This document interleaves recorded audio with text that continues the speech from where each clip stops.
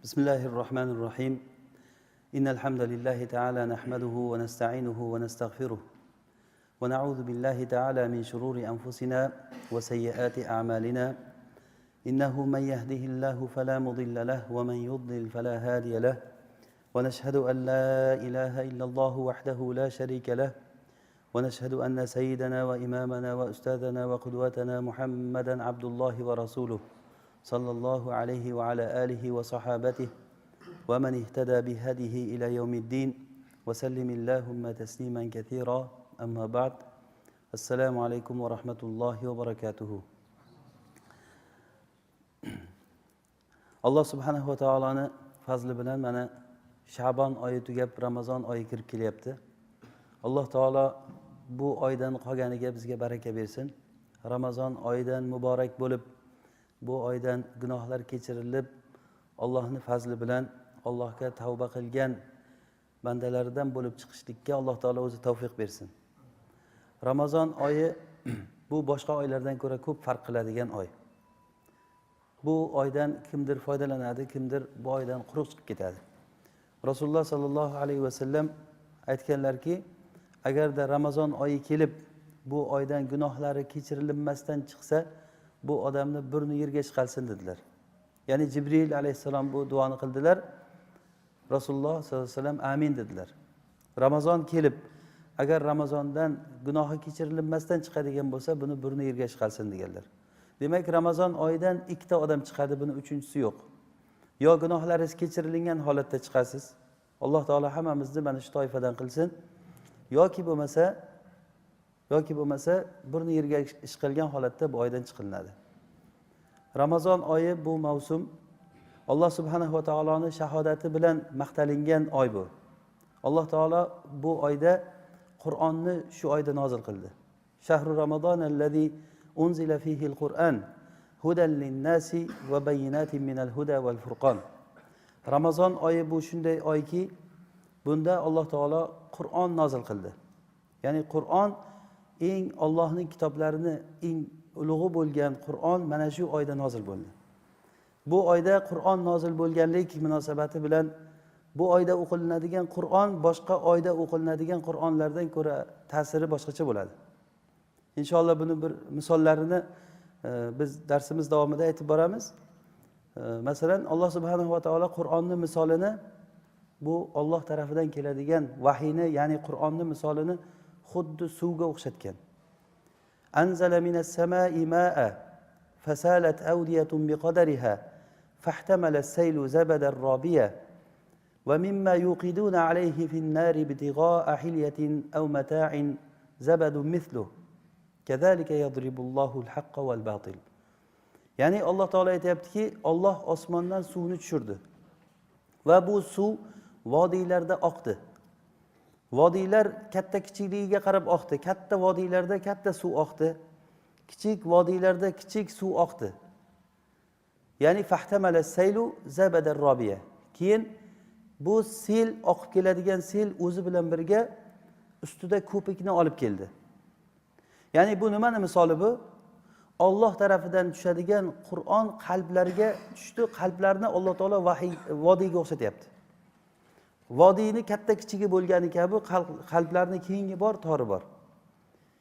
Keng vodiylar ko'p suvlarni oqizdi. Tor vodiylar ozgina suv oqizdi. Qalblar ham qaysi bir qalb borki, u keng, unga ko'p Qur'on sig'di. Va bir tor qalblar borki, unga ba'zi qalblarda umuman Qur'on yo'q. Val iyaz billah. Ya'ni vodiyga tushgan suv go'yoki qalbga tushgan Qur'onday. Qur'on qalbda oqyapti, go'yoki suv vodiyda oqqanday. Vodiyga suv kelgan paytda suv o'zini ustiga haligi vodiydagi xas-xashaklarni, ko'piklarni suvni ustiga olib chiqadi. Bu botilning misoli. Odam qalbiga Qur'on kelib tushgandan keyin, Qur'on o'rnashgandan keyin Qur'on qalbdan qanchalik oqib o'tsa, shunchalik o'zi bilan birga vodiydagi narsalarni olib ketadi. Mana bu haq bilan botilning misoli.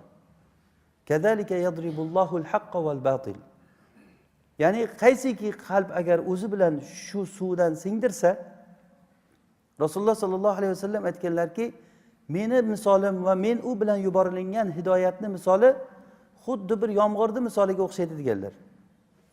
Yomg'ir bir yerlarga yog'di, u yerlardan shunaqa yer borki, yomg'irni o'ziga singdirib olib, keyin o'tlarni, har xil mevalarni chiqardi. Va bir yerlar borki, qattiq yer o'zidan nimalarni, o'tlarni chiqarmaydi, lekin suvni o'zida saqlab qoldi. Odamlar borib turib hayvonlarni sug'ordi, undan suvlar olib odamlar foydalandi. Va yana bir uchinchi yer borki, bu yer o'zida suvni ham singdirib olmadi va o'zida suvni olib qolmadi ham boshqalar foydalanishligi uchun shundoq oqib o'tib ketdi. Bu men va men u bilan yuborilgan odamning misoli va menga javob bergan va bunga bosh ko'tarib qaramagan odamning misoli dedilar. Ya'ni ba'zi bir odamlarga borki, Qur'on, Rasululloh sollallohu alayhi vasallamning ilmlari, vahiy yetib kelgan paytda o'shanga xuddiki hali o'nimdor yerga kelgani kabi kelib singib o'zidan mevalar chiqardi, o'tlar chiqarganday amal sobit bo'ladi ba'zi odamlarda. Ya'ni ham o'zi foydalanadi, ham boshqalarga foydalantiradi. Va ikkinchisi haligi qattiq yerga o'xshatganlari o'zi u Rasulullohdan aytgan narsani, eshitgan narsasini tushunmasa ham boshqa odamlarga olib borib yetkazgan ba'zi bir mudarrislar bor, ba'zi bir hadis yodlagan muhaddislar bor, Qur'on naql qilgan roviylar bor. Balki o'sha Qur'onning ichidagi ko'p narsalarni o'zi tushunmasligi mumkin, lekin o'zi tushunmasa ham o'sha narsani boshqa odamlarga bu yetkazgan. O'zi foydalana olmagan, lekin bundan boshqa odam yetkazgan. Rasululloh aytganlari kabi, mendan nimani eshitsanglar, uni boshqalarga yetkazinglar. Qancha eshituvchilar borki, qancha yetkazilgan odamlar borki, mendan eshitgan odamlardan ko'ra yaxshiroq tushunadi. Rubba muballaghin aw amin sami'in. Ya'ni qancha yetkazilgan odamlar borki, ular mendan eshitgan odamdan ko'ra yaxshiroq foydalanadi deganlar. Ya'ni qalblar xuddi shuni misoliga o'xshaydi. Birinchi misolimizga qaytsak, Alloh taolo Qur'onni xuddiki osmondan tushgan suvga o'xshatyapti. Vodiyga tushib suv oqqan paytda o'zi bilan birga haligi vodiydagi har xil narsalarni oqizib o'tib ketganday, qalbga tushgan Qur'on qaysi bir qalbni ichidagi narsalarni tozalab, haligi qalbda tushunmovchilik bo'lib turgan narsalarni o'tkazib ketadi. Mana bu Qur'onning foydasi bo'ladi. Bu oy Ramazon oyi, mana shu oy. Alloh taolo bu Qur'onni xuddiki vodiydan oqadigan suvlarga o'xshatgan yoki bo'lmasa boshqa bir misolini aytayaptiki Alloh taolo va mimma yuqiduna alayhi fin-nar ibtigha'a hilyatin aw mata'in zabadun mithluhu. Odamlar olov yoqayotgan haligi ziynatlarni yasashlik uchun, har xil taqinchoqlar yasashlik uchun tillo va kumush metallarni tagiga olov yoqadi odamlar. O'sha olov yoqqan paytda, tillo qaynagan paytida tilloni ichidagi har xil keraksiz narsalari, boshqa qo'shilgan moddalar uni ustiga ko'pik bo'lib chiqadi. Tagidan olov yoqilgan paytda ko'pik bo'lib chiqadi. O'sha qoladigan tillo u haq bo'ladi, ustiga chiqqan ko'pik u botil bo'ladi. Tagidan yoqiladigan olov xuddiki Alloh subhanahu va taolo odamlarga manfaatlik qilib beradigan har xil balolar, har xil musibatlarga o'xshaydi. Haq bilan botil ajraladi musibat kelgan paytda, xuddiki qaynab tillosi tilloga va uni haligi ichidagi qorishmalari boshqa narsalarga ajralgani kabi, kazalika yadribullohul haqqa val batil. Alloh taolo haq bilan botilni xuddi shunday zarbil masal qilib beradi sizlarga. Qaysiki qalblar borki bu Qur'ondan foydalandi. Qaysiki qalblar borki bu Qur'on o'qiyapsizmi, boshqa narsa eshitilyaptimi, unga farqi bo'lmaydi. Faqat qorini ovozi shirinroq bo'lsa, ovozi yumshoq bo'lsa, o'shandan ta'sirlanishligi mumkin. Lekin uni ichidagi narsalardan foydalanishlik bu katta ilm bu.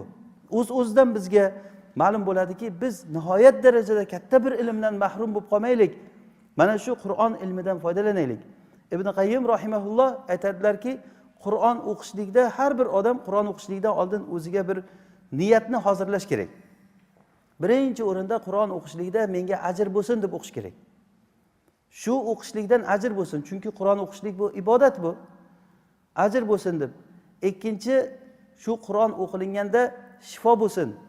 Ya'ni bu ham badanlarga shifo, ham qalbga shifo. Bu Qur'onning asosiy maqsadi qalblarning shifosi bo'ldi. Mo'minlar uchun shifo bo'ldi, ammo mo'min emas odamlarga bu yana ham zalolatiga zalolat qo'shdi. Qanday shifo? Insonning qalbidagi har xil kasalliklarni Qur'on xuddiki haligi vodiyga oqqan suv, vodiydagi xas-xashaklarni oqizib ketgani kabi, Qur'on xuddi shunday qalbdagi har xil noto'g'ri tushunchalar, shaki shubhalar, mana shu narsalarni Qur'on oqizib o'tkazib ketadi. Mana bu uchun Qur'onni albatta ta'ammul qilib, tadabbur qilib, tafakkur qilib o'qish kerak bo'ladi. Birinchidan Qur'onni o'qigan paytda ajr bo'lsin deb o'qilinadi. Ikkinchisi shifo uchun o'qilinadi. Uchinchisi ilm bo'lishlik uchun o'qilinadi. Ya'ni Qur'on o'qiymiz ilm hosil bo'lishlik uchun. Bilmagan narsalarimizni o'rganishligimiz uchun. Rasululloh sollallohu alayhi vasallam aytdilarki, men o'zimdan keyin sizlarga Allohning kitobini va o'zimning sunnatimni tashlab ketyapman. Agar shu ikkalasini mahkam ushlasanglar, hech ham adashmaysizlar degan. Lan tadillu. Ya'ni lan tadillu, hech qachon adashmaysizlar degan. Demak, Qur'on o'qiganda ilm hosil bo'lishlik uchun, keyin amal niyati bilan o'qilinadi. Agar bu Qur'on o'qiganimizda bunda nima deyapti o'zi Alloh taolo? Mana shuncha ya ayyuhallazina amanu degan paytda biz e'tibor berishimiz kerak. Ey iymon keltirgan bandalar deganda, qani Robbimiz bizga nima deyapti?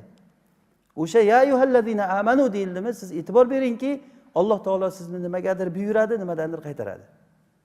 Agar bundan g'aflatda qoladigan bo'lsak, Qur'on o'qib turib, Ramazon oyi mana qancha xatmlar bo'ladi, Qur'onlar o'qilinadi. Mana shu paytda Qur'on albatta o'zini samarasini berishligi kerak.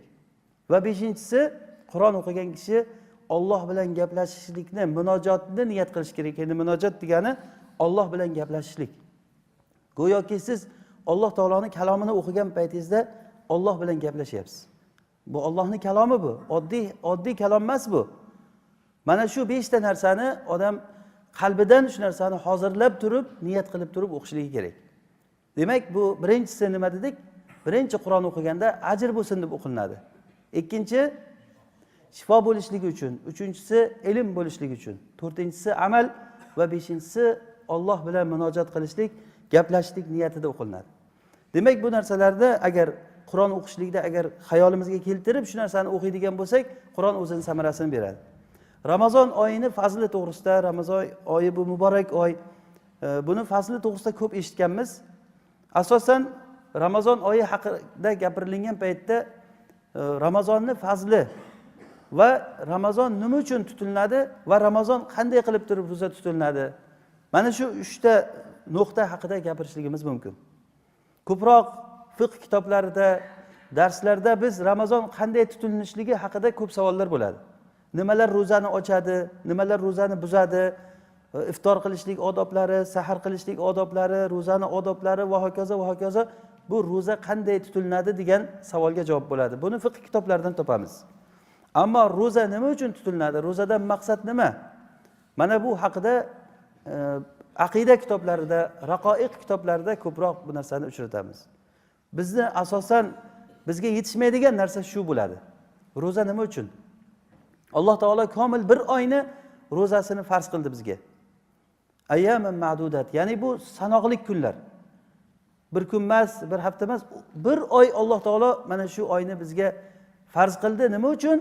La'allakum tattaqun dedi Alloh taolo. Ya'ni taqvodor bo'lishliklaring uchun. Bu ro'zasini tutamiz taqvo hosil bo'lishlik uchun. Demak, agar taqvo hosil bo'lmasa shu oyda, taqvo hosil bo'lmaydigan bo'lsa, bu oydan qilingan maqsad o'zini samarasini bermagan bo'ladi. Keyin ro'za oyi bu mag'firat oyi.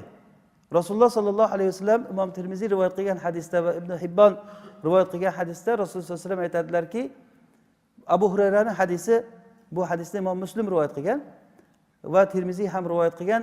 Agarda Ramazon oyi keladigan bo'lsa, shaytonlar va jinlarning kattalari bog'lanadi. Va jannat eshiklari hammasi ochiladi, birorta eshik yopiq qolmaydi. Do'zax eshiklari hammasi yopiladi, birorta eshik ochiq qolmaydi. Va Alloh taolo tarafidan bir nido qiluvchi nido qiladi va bir nido qiluvchi nido qiladiki, ey yaxshilik qiladigan odam, qilib qo'y yaxshiligingni. Va ey yomonlik qiladigan odam, yomonligingdan tiyilgin, to'xtagin deb turib nido qiladi. Har kechasida Ramazonda, har kechada Alloh taolo qancha odamlarni do'zaxdan ozod qilar ekan. Alloh taolo hammamizni mana shu oyda do'zaxdan ozod bo'lganlardan qilsin. Bu oy bir fursat biz uchun. O'tgan Ramazonda bizni ichimizda yurgan birodarlarimiz qanchasi hozir bizning oldimizda yo'q. Shu oyda Ramazonni birga tutgan birodarlar hozir qanchasini biz kuzatib qo'ydik bu ro'zagacha. Ehtimol biz uchun bu ro'za oxirgi ro'zadir. Bilmaymiz biz qachon ajalimiz keladi. Lekin bu Allohning fazli bilan hozir bizga nasib qilib kelyapti. Alloh taolo shu kunlarga yetkazsin. Hali oldimizda fursat bor. Shunday tutaylikki ro'zani Ramazon tugagan paytda siz mana shunday qilmadik, mana shu fursatlar o'tib qoldi demaylik. Shu oyni Alloh xohlagandek tutishligimiz kerak. Bu uchun biz ozroq bo'lsa ham uni ilmini o'rganishligimiz kerak bo'ladi. Qanday qilsam Alloh xohlagandek ro'za tutgan bo'laman? Nima qilishim kerak? Men Alloh xohlaganday, Alloh rozi bo'ladigan ro'zani tutishligim uchun, gunohlarim kechirilishligi uchun nima qilishligim kerak? Rasululloh sallallohu alayhi vasallam aytganlar, 5 ta namoz va jumagacha, Ramazongacha bo'lgan o'rtaliqdagi gunohlariga kafarat deganlar. Lekin buni sharti kabira gunohlardan saqlangan bo'lish kerak degan. Demak, gunohlar mag'firat qilinishligi uchun gunoh kabiradan tiyilish kerak. Gunohi kabirada davom etib turib, gunohi kabirada agar davom etib turadigan bo'lsak, bunda shu hadis bilan aytishligi mumkinki, gunohlar mag'firat qilinmay qolishligi mumkin ekan. Demak, birinchi o'rinda bu oyga tavba bilan kirib kelishligimiz kerak bo'ladi. Va tubu ilallohi jami'an ayyuhal mu'minun. Ey mu'minlar, hammalaring Allohga tavba qilinglar. Jami'an, ya'ni hamma gunohlardan tavba qilinglar. Allohga sidqi dildan, haqiqiy tavbatan nasuha bilan tavba qilib mana shu oyga kirib kelaylik. Agar Ramazon o'tib qolgandan keyin shuni eshitsak, shu gaplarni xayolimizga kelishi mumkin. Siz sal oldinroq eshitmabmiz ekan buni. Ozroq oldinroq eshitganimizda boshqacharoq bir harakat qilardik deyishligimiz mumkin. Lekin Allohning fazli bilan buni mana shu Ramazondan oldinroq eshitishlik bizga nasib qilyapti bu narsalar. Ramazonga tavba bilan kirib kelishlik kerak. Agar tavba qilib Ramazonga kirib kelinsa, Alloh taolo gunohlarni kechiradigan bo'lsa, biz uchun bu dunyo hamma narsadan ko'ra yaxshi bo'ladi. Dunyo hayoti bu mataul g'urur dedi Alloh taolo. Bu aldanadigan bir mato bu. Foydalanansiz qolib ketadi. Siz topgan moli dunyolar, qurgan uylaringiz boshqa bir kishining nomiga xatlanib ketadi. Agar dunyodan o'tib ketgan odam faraz qilingki, agar tirilib kelib qolsa, o'zini moli dunyosini ko'rsa, qanaqa holatga tushadi? Xuddiki asarda kelgani kabi Ali roziyallohu anhu qabristonga ziyoratga borib, mu'minlarga salom berib turib aytar ekanki, ey qabr ahllari, bizdagi yangiliklarni men sizlarga aytayin. Sizlarning mollaring hammasi taqsimlandi, meroslar. Va uy joylaring hammasi boshqa odamlar kelib yashayapti u yerda. Ayollaring boshqalarga turmushga chiqib ketdi. Sizlarda nima xabarlar der ekan? Bizdagi xabarlar shu, sizlarda nima xabar der ekan? Ya'ni qani endi tili bo'lsa, shu mayyitlar javob bersa. Agar shu o'lgan odamni agar tiriltirsa nima qilishi mumkin deb o'ylaysiz? Agar orqaga qaytarilsa nima qilishligi mumkin o'sha odam? Eng birinchi gapi Alloh alam shu 2 rakat namoz o'qiyin desa kerak. Tavba qilayin desa kerak, o'sha gunohlardan tavba qilayin desa kerak. Alloh taolo Qur'onda aytadiki, illa man taba va amana va amila amalan solihan fa ulaika yubaddilullohu sayyiatihim hasanat.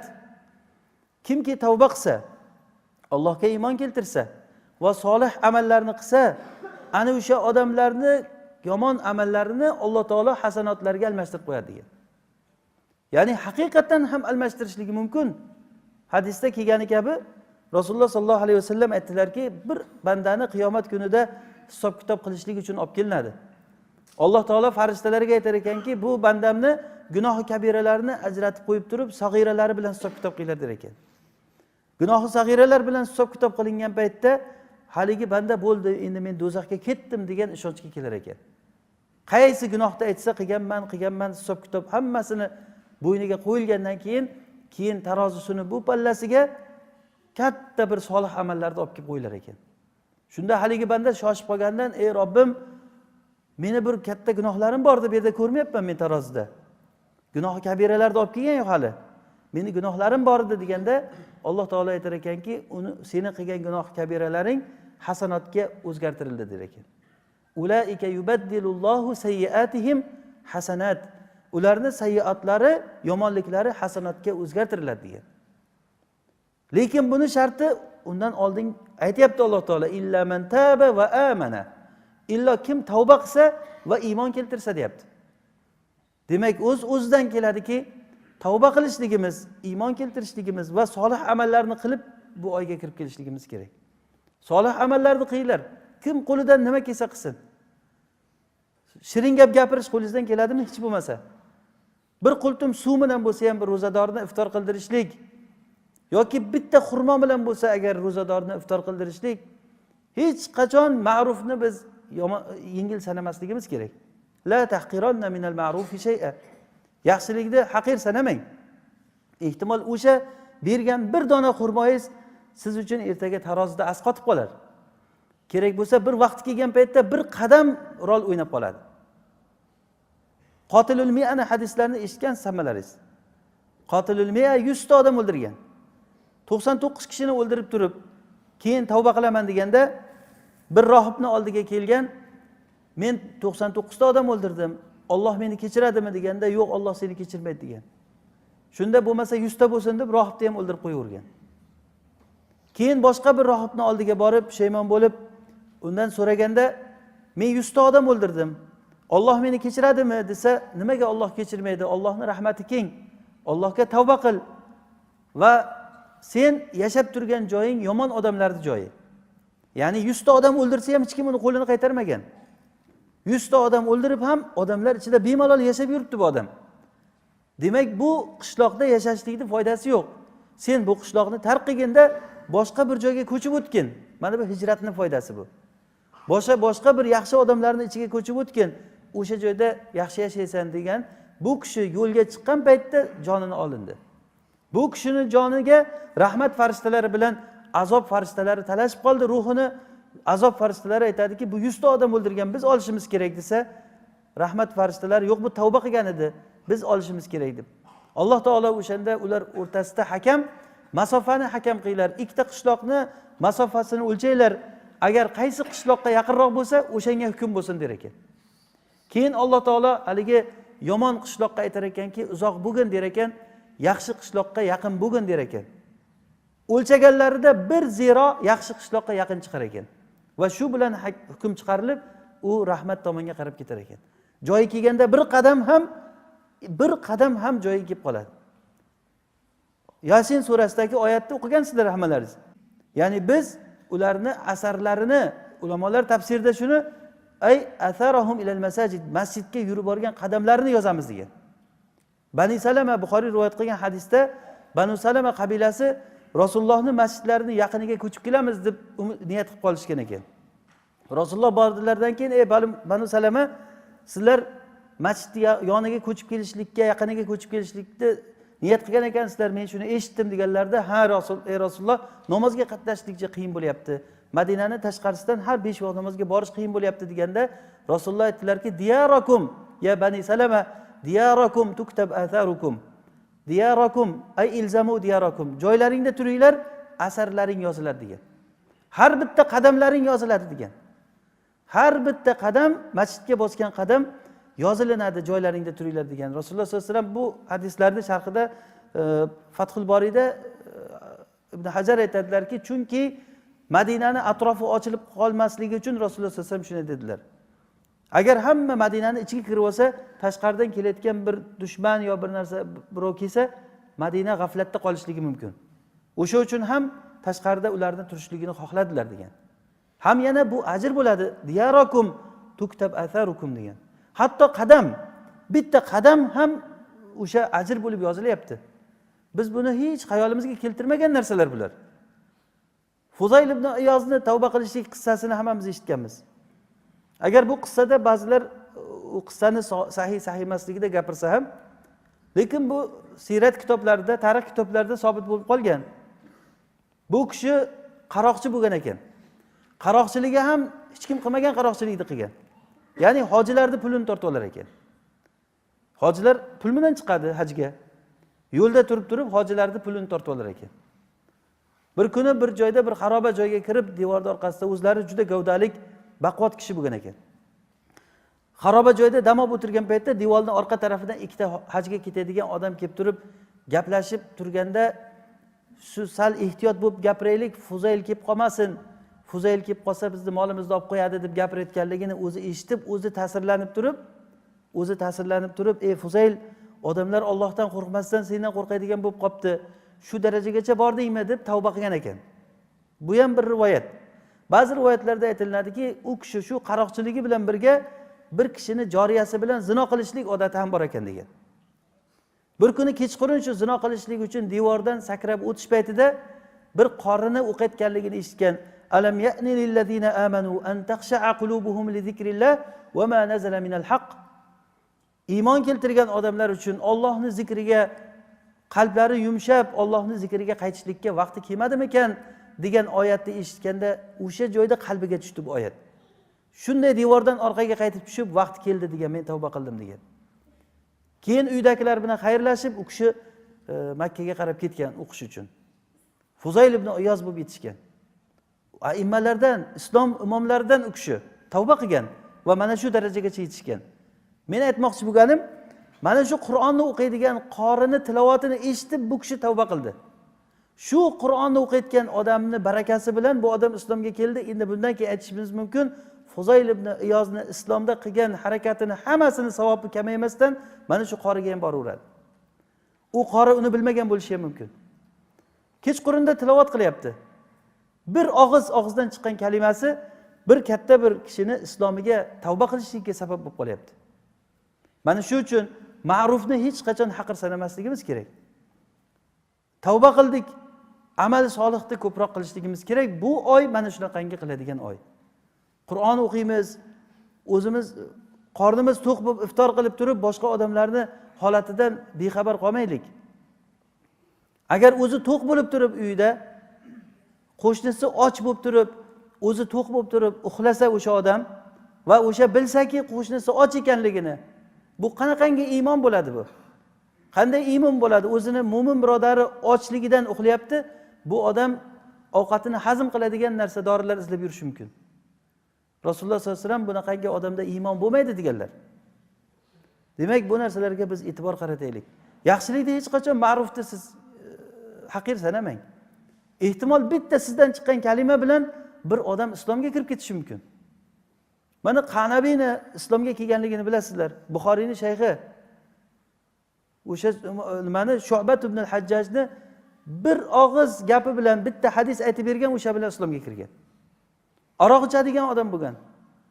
Basrada chiqib sheriklari bilan bir joyga borib aroq ichamiz deb yo'lda kutib turgan paytda Shu'ba butun nimalari bilan o'zini shogirdlari bilan ko'p jamoatning ichida kelib qolganda bu kishining hay'ati boshqacha ko'ringan.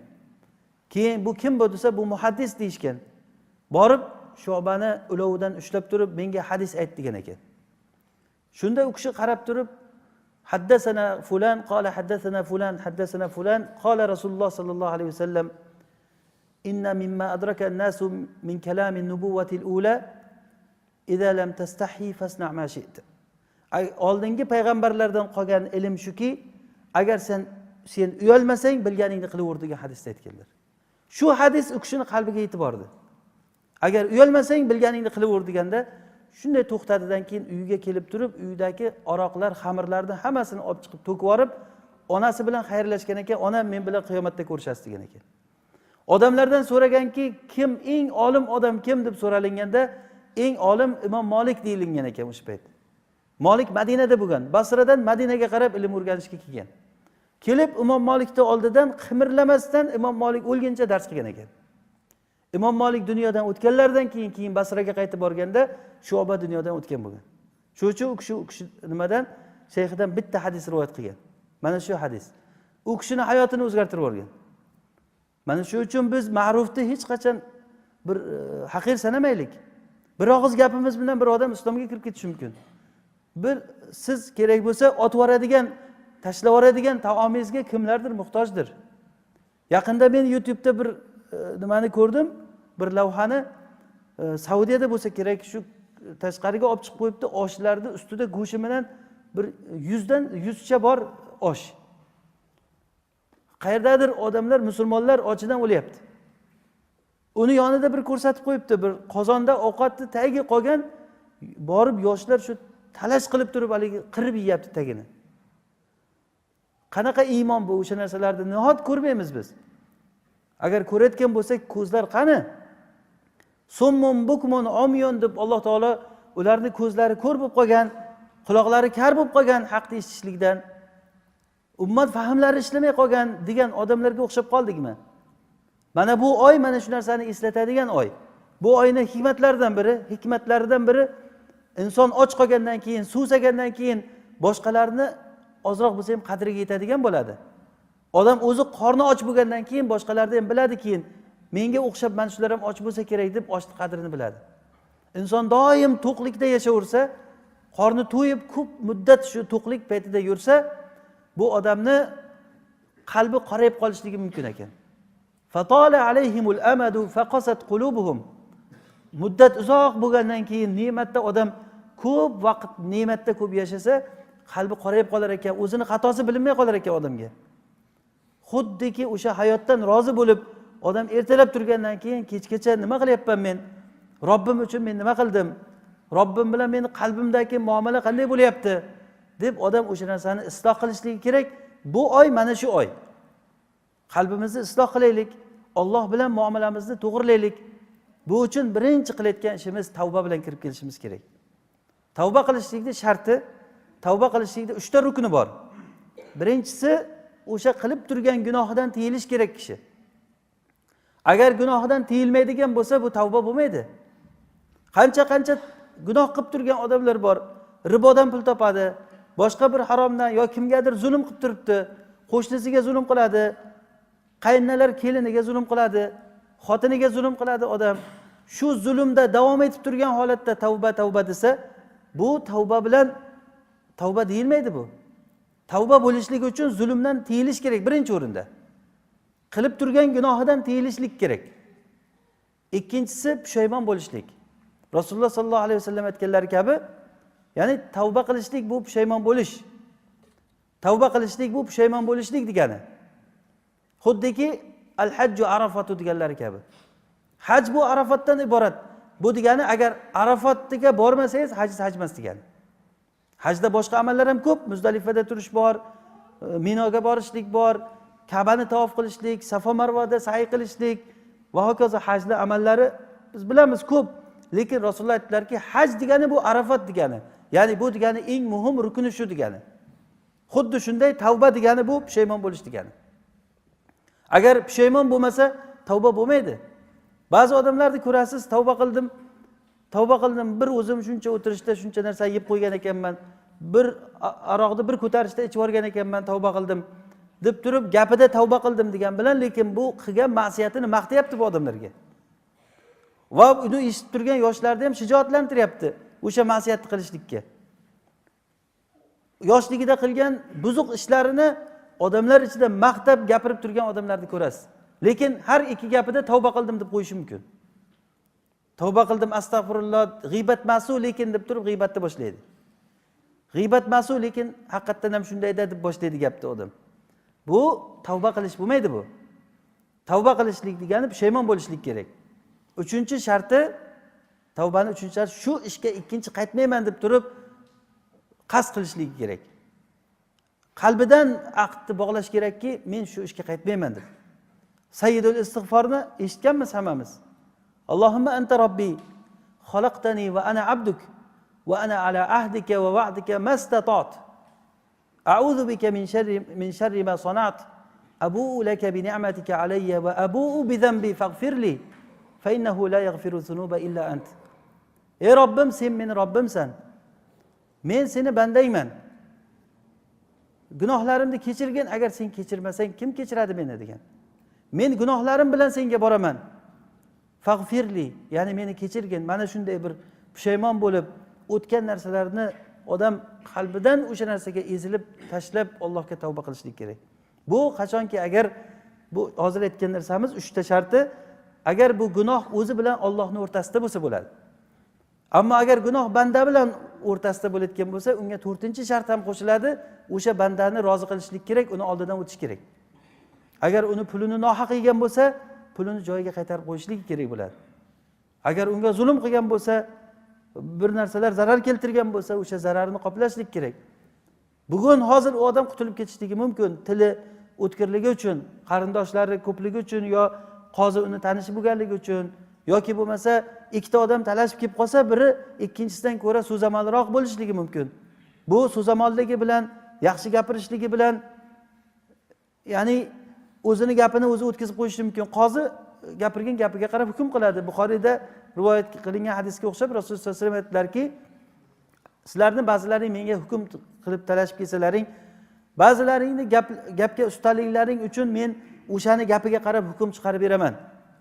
Lekin agar u odam nohaq bir narsani men unga bersam, men zohiriga qarab hukm chiqaraman. Agar nohaq bo'lsa uni olmasin deganlar. Bilsinki, do'zaxdan bir olovni parchasini menga ajratib bergan bo'laman. Mana bu narsalar bizni qo'rqitishlik kerak bu hadislar. Rasululloh sollallohu alayhi vasallam halol yeyishlik to'g'risida gapirdilar. Halol yeyishlik, ey mu'minlar, Alloh taolo sizlarni xuddiki payg'ambarlarga buyurgan narsaga buyurdi. Payg'ambarlarga aytganki, ey payg'ambarlar, halol yeinglar va solih amal qilinglar deyilgan. Va mu'minlarga aytganki, ey mu'minlar, halol yeinglar deyilgan. Ya'ni mu'minlarga ham payg'ambarlarga ham bir xil hukmni gapirgan Alloh taolo. Keyin Rasululloh sollallohu alayhi vasallam bir kishining misolini aytdilar. Summa zakara rajulan ash'atha aghbar yutilu safar yamuddu yadayhi ya Rob, ya Rob. Ya'ni keyin bir kishini zikr qildilarki, bu odam safar qiladi, uzoq safarga chiqadi va u to'zigan, horigan holatda bo'ladi. Qo'llarini osmonga ko'tarib, ey Rob deb duo qiladi. Lekin uni yegan ovqati harom, ichgan suvi harom, kiygan kiyimi harom va badani haromdan oziqalangan. Qanday ijobat bo'ladi buniki degan. Demak, duo qilishlik bilan duo qilaveramiz, lekin u duo qilishlikdan man qiladigan narsalar bor. Allohdan istig'for so'raymiz, lekin istig'for qilinishligidan, Alloh mag'firat qilinishligidan man qilayotgan narsalar bo'ladi. Mana bu narsalar mag'firatdan man qilayotgan narsa gunoh kabiralar bo'ladi. Biz bu oyga, muborak oyga Allohdan tavba qilib, Allohga tavba qilib turib kirib kelamiz va gunoh kabiralarni tashlashligimiz kerak bo'ladi. O'zi biz aytdik, agar tavba qilishlikning sharti gunohni tashlashlik dedik. Agarda gunohini davom ettirib turgan bo'lsa, masalan bir ribodan foyda kirib turgan odam Ramazon oyida tahajjudlar o'qiydi, duolar qiladi va boshqa qiladi, lekin gunoh kabira davom etyapti degani bu. Zulmi davom etyapti degani buni. Bu o'ziga o'zi zulm qiladi bu odam.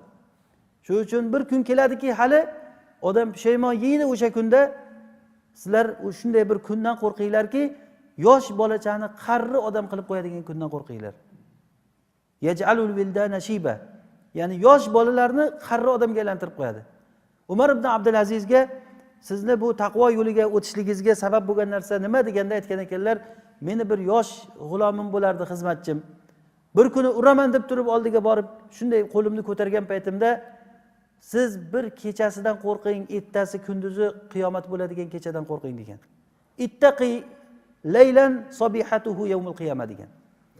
Ya'ni shunday kechaki tong otsa qiyomat bo'ldi degani. Ya'ni qiyomat kunidan qo'rqing degani. Shu gapi menga ta'sir qildi, shu tamoman men tashladim hamma ishni degan. Mana bu kunni agar eslaydigan bo'lsak, qiyomat kuni og'ir bu. Hech kim bir-biriga foyda bermaydi.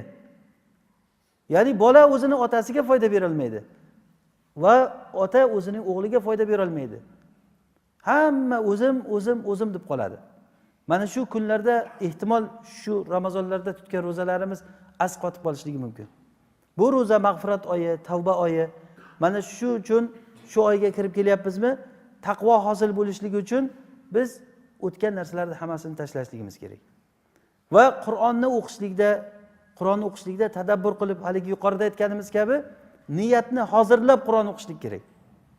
Bu Qur'on xuddi Alloh taolo misolda aytgani kabi, suvga o'xshatgani kabi qalblarni yuvadigan bir narsa. Qalblar yuviladi. Oyatlar, rahmat oyatlari o'tgan paytda Allohdan so'rab, azob oyatlari o'tgan paytda Alloh taolodan o'sha azobdan panoh tilab, Qur'onda o'tgan ummatlarda voqealari keladi. Nima bo'ldi o'sha Musa alayhisalom bilan Fir'avn voqealari va boshqa bir payg'ambarlarning voqealari keladi. U narsalar bizga qissa uchun, shunday vaqtichoqlik uchun aytilgan narsa emas bu. bundan biz qalbimiz yuvilish kerak o'sha narsadan. Tazakkur bo'lishlik uchun, eslatma olishlik uchun. Zikro. Qur'onni Alloh taolo zikro degan, ya'ni eslatma. Panda nasihat, bu eslatma, zikro, tazakkur degani, masalan bir safarga chiqayotgan bo'lsak, keyin men sizni oldingizga borgan paytimda siz olgan narsani qo'lingizdagini ko'rsam, men ham esim keladi. Men olmabman bu narsani, sizni qo'lingizdagini ko'rib esimga keldi. Ana bu tazakkur degani. Qur'ondagi narsalarni ham qissalarni o'qigan paytda bizda bor bo'lgan gunohlar o'tib qolishligi mumkin o'shanda. Bani Isroilni hiyla-nayranglari o'tadi. Shanba kuni ularni baliq ovlamanglar deganda qancha hiyla-nayrang qilganliklari o'tadi. O'sha narsalar bizga panda nasihat bo'lishlik kerak. O'zimizni o'zimiz aldab yurmaylik, shariatda biz yuribmiz. Alhamdulillah o'qildik, bu qildik deb turib, adolat tarozisi bilan qo'yib turib o'zini o'zi hisob kitob qilishlik kerak odam. Bugun hisob kitob qilishligingiz oson o'zingizda. Ertaga vaqt kech bo'ladi. Qancha uxlagan odamlar bor, ertalab qaytib o'rnidan turmaydi. Yo ertalab o'rnidan turgan odamlar bor, qaytib joyiga qaytib bormaydi. Balkim qancha kishilarda hozir farishtalar ularning kafanlarini bichib turgan bo'lishligi mumkin. Bu narsa haq bo'lgan narsa hammamiz uchun. Umr qisqa. Rasululloh sollallohu alayhi vasallam aytganlari kabi, meni ummatimni umri 60 yosh bilan 70 yoshning o'rtasida dedilar. 60 yosh bilan 70 yosh bu qisqa umr bu. Agar 8 soatdan uxlasak 20 yilni uyquga chiqarib tashlang. Yoshlik davrlarimiz bo'ladi. 15 yil yoshlik davriga ajrating. Agar shu hamma qilgan narsalarimizni ajratsak, foydali vaqtimiz bir necha sanoqli yillar qoladi. Sanoqli yillar, lekin mana shu yillarga Alloh taolo baraka beradi. Mana shulardan biri Ramazon oyi. Bu oyda savoblarni ko'p qilib qolsak, bu oyda Laylatul Qadr bor. Bu Laylatul Qadr Allohning shahodati bilan aytilingan 1000 oydan yaxshi deb. Laylatul Qadri xoyrun min alfi shahr. Laylatul Qadr 1000 oydan ko'ra yaxshi deyilgan. Ana shu Laylatul Qadrda g'aflatda qolmaylik bir kecha. Lekin bu kecha qachonligi aytilinmagan. Har xil rivoyatlar kelgan. Agar ba'zi rivoyatlar 27-sida degan rivoyat ko'proq rojih bo'lib kelgan bo'lsa ham, u ham aniq shu deyilmagan. Ramazonda demak bu kechalar bor, bu barakali kecha. Mana shu kechalarda ibodat qilaylik, g'aflatda qolmaylik. Namoz o'qib, Qur'on o'qib, Allohdan so'rab, tavba qilib, qancha yaxshilik bo'lsa, amali solih bo'lsa, mana shunda qilib qolaylik. Ehtimol Alloh taolo bizning gunohlarimizni kechirar. Keyin biz hozir aytganimiz gunohi kabiradan tiyilish kerak dedik. Gunohi kabiradan tiyilishlik mag'firat qilinishligini sabablaridan biri ekan.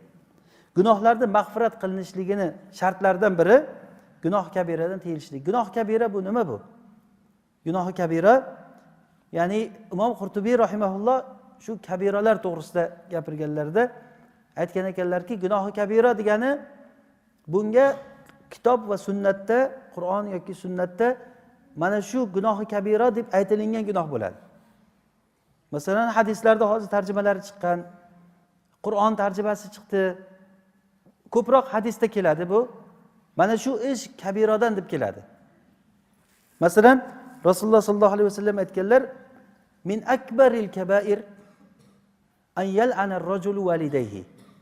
Ya'ni eng gunohi kabirani kattasi kishi o'zini ota-onasini la'natlashligi. Sahobalar so'rashdi, Rasululloh kishi qanday o'zini ota-onasini o'zi la'natlaydi? Deganda aytdilarki, boshqa bir odamning ota-onasini la'natlaydi, keyin u bunga javob qaytaradi. Ya'ni o'zini ota-onasiga bo'lgan la'natni o'zi sotib oldi bu odam. Mana bu gunohi kabiradan bu. Yoki Imom Muslim rivoyat qilgan hadisda keladi, Rasululloh sollallohu alayhi vasallam aytdilarki, eng gunohning kattasi bu Allohga shirk keltirishlik.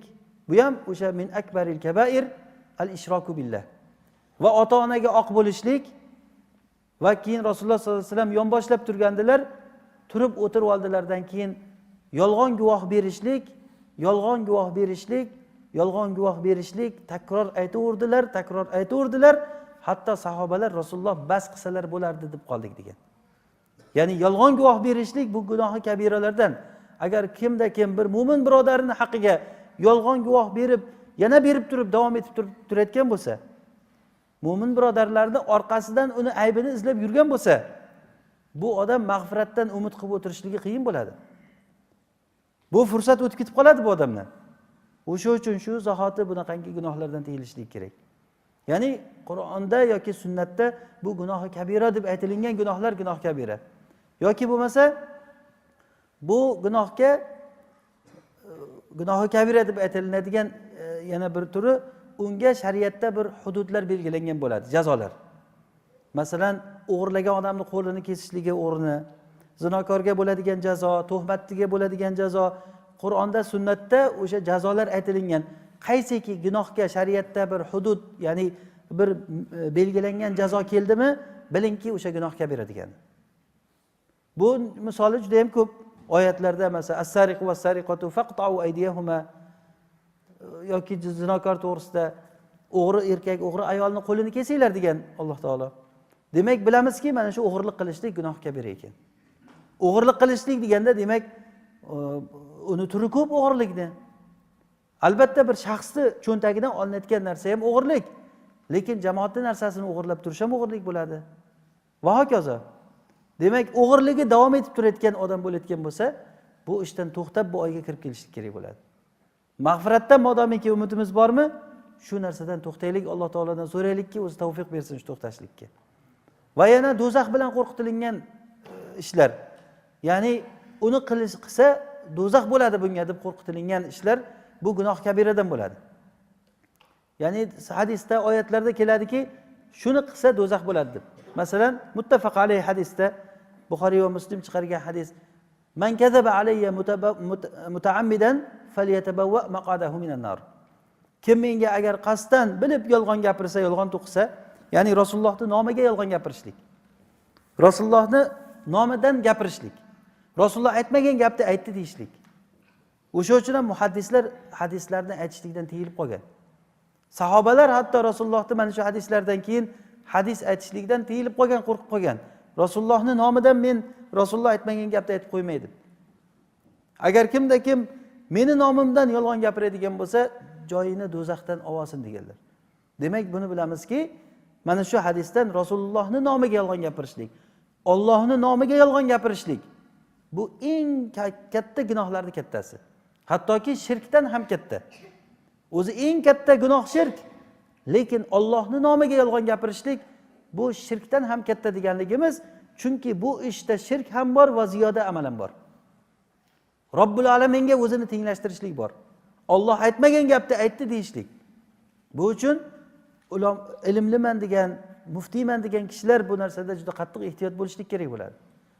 Fatvo beradigan odamlar, halol haromni gapiradigan odamlar, mana u halol, mana u harom degan odamlar kimning nomidan yolg'on gapiryapti?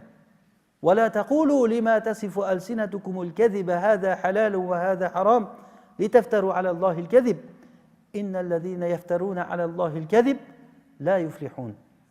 Ya'ni Allohning nomiga yolg'on to'qigan odamlar najot topmaydi. Sizlar tillaring bilan o'zlaring mana u halol, mana u harom deb gapiravermanglar.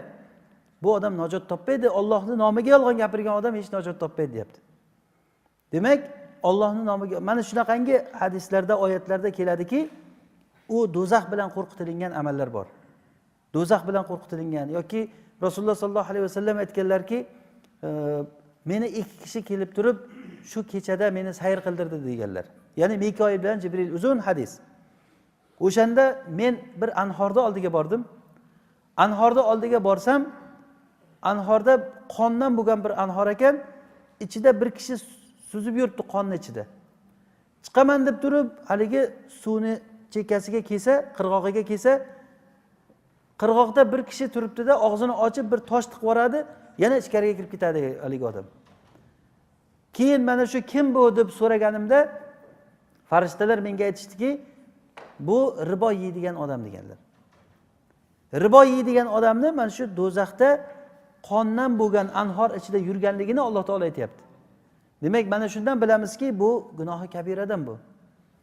Ribo bilan shug'ullanib turgan odamlar mana shu hozirdan mana shu ishdan to'xtash kerak. Agar to'xtamasa, demak davom etyapti bu degani. Yoki ba'zi bir amallar bo'ladiki, shariatda unga qattiq tahdid qilingan. Hozir biz ba'zi bir bitta ikkita misollar keltirib o'tamiz. Keyin biz bu oy davomida agar Qur'on o'qisak, hadislar o'qisak, o'shanda shu kelib qolsa shunaqangi oyatlar, bilingki bu gunohi kabira bo'ladi bu. لا يتخذ المؤمنون الكافرين أولياء من دون المؤمنين ومن يفعل ذلك فليس من الله في شيء. Mo'minlar kofirlarni o'zlariga do'st tutib olmasin. Mo'min qolib o'zingizga kofirni do'st tutmang. U kofir Allohning dushmani u. Mo'min agar sizga ko'zingizga bir bechora bo'lib ko'rinsa ham, qo'lida puli bo'lmasa ham, qo'ldan ish kelmaydi deb o'ylasangiz ham, siz bilmaysizki, ehtimol siz shu sababli rizqlanib turgan bo'lishingiz ham mumkin. Rasulullohning oldiga bir kishi kelib o'zini akasidan shikoyat qilgan, akam ishlamay yotadi faqat deb. Ishlamay yotadi, u zaif kishi bo'lgan. Shunda Rasululloh aytdilarki, la'allaka turzaqu bihi. Ehtimol sen shu sababli rizqlantirilayotgandirsan. Shu zaiflar sababli senga rizq kelib turgandir. Seni o'zingni u boqyapti o'zi aslida. O'zi rizq Allohning qo'lidagi narsa bu. Rizq Allohning qo'lidagi narsa.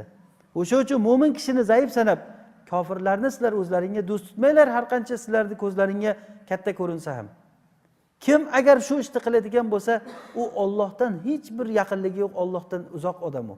Falaysa minallohi fi shay. Hech narsada Allohdan emas, na do'stlikda, na yordamda, na duosini ijobat qilishlik, na yordam berish hech narsada emas. Mana bundan bilamizki, kofirlarni do'st tutishlik, mu'minlar qolib kofirlarni do'st tutishlik bu yomon narsa ekan. Yoki man g'ashshana falaysa minna hadisda. Kim bizni aldaydigan bo'lsa, u bizdan emas dedilar. Demak, mana bu ham gunohi kabiralardan bo'ladi. Biz bu narsalarni nega aytyapmiz? Mag'firat oyiga kirib kelyapmiz. Mag'firat qilinishligimiz uchun tavba qilishligimiz kerak va gunoh kabiralarni tashlashligimiz kerak ekan.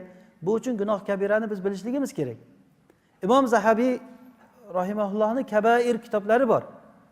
Gunohi kabiralar aytilingan va mana shunda gunohi kabiralar aytilingan. Bu kitob tarjima ham qilingan ekan. O'zbek tiliga tarjima ham qilingan. Hech bo'lmasa shu kitobni olib mundarijasini bir o'qib ko'ring. Arab tilini bilgan talab ilmlar albatta u kitobni o'qib o'qish kerak. Chunki u narsa yomon narsalar nima ekanligini bilsa, yomon nima ekanligini bilsa, o'shandan saqlanadi odam. Ya'ni men yomonlikni bildim, nima uchun? O'sha narsadan saqlanishlik uchun.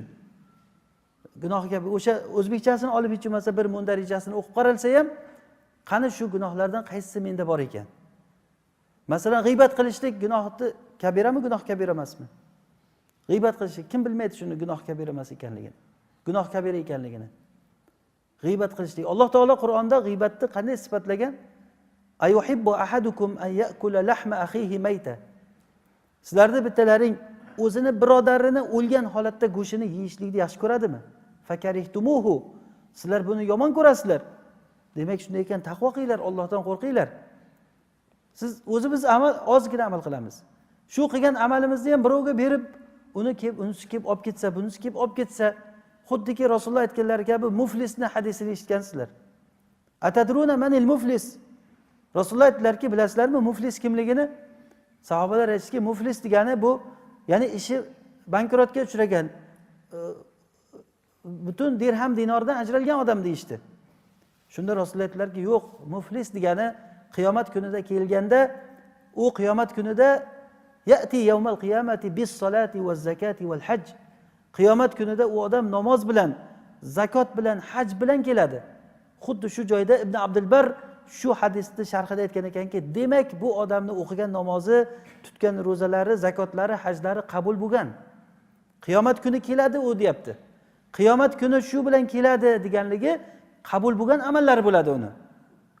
Lekin qiyomat kunida hisob kitobga kelganda mana odamni so'kkan, mana odamni urgan, buni molini yegan, buni g'iybat qilgan, unisi keladi o'zini haqini olib ketadi, bunisi keladi o'zini haqini olib ketadi. Keyin haqlarni oluvchilar ko'p, bunda hasanotlari tugaydi bu odam. Keyin Alloh taolo aytar ekanki, hasanotlarni o'rniga bular sayyiatlardan, yomonliklardan tashlab ketadi. Keyin qarasa hasanotlarni o'rnida katta bir tog'day sayyiatlar yig'ilgan bo'ladi. U odam buyuriladi, do'zaxga tashlab yuboriladi degan. Mana shu odam muflis. Kim xohlaydi shunday bo'lishligini? Ozginagina amal qilib turib shu amalni birovga berishni xohlaysizmi? Odam kimni g'iybat qiladi o'zi aslida? Yomon ko'rgan odamni g'iybat qiladi. Bilingki, siz g'iybat qilayotgan odam sizning hasonatingizni ertaga olib ketadi. Yomon ko'rsangiz, yana ham g'iybat qilmasligingiz kerak bo'ladi endi uni. Aslida agar mantiq bilan o'ylaganda. Mana bu narsa har birimizda, ko'pchilik odamlarda bor bo'lgan illat bu.